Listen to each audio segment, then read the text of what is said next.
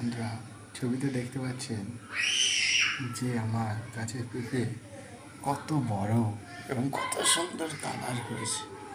দেখুন, আজকে বৃষ্টির মধ্যে আমি দেখলাম গাছটাতে আমার এত বড় একটা পেঁপে অলরেডি পাখিতে কিছুটা খেয়েছে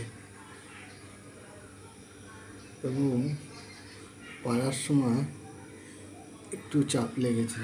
দেখুন কালার, কত সুন্দর কালার আর কত বড় হয়েছে। যদি আপনাদের ভালো লাগে অবশ্যই সাবস্ক্রাইব করুন, লাইক করুন, শেয়ার করুন। দেখুন দুটোর সাইজ, এটাও পেকে গেছে আর এটা যেমন রেডি ভাবে, যেমন মিষ্টি তেমন কালার।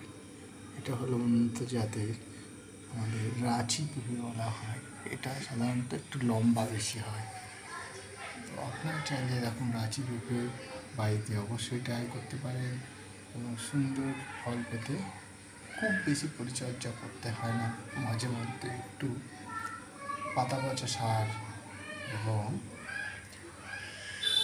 বাড়িতে কিচেন কম্পোস্ট সার এবং সারের নির্যাস গোড়াতে দিলে এবং শুকনোর সময় মাঝে মাঝে জল, এখন তো বৃষ্টির জন্য জল দিতেই হয় না। তো দেখবেন আপনাদের সুন্দর পেঁপে ফলবে।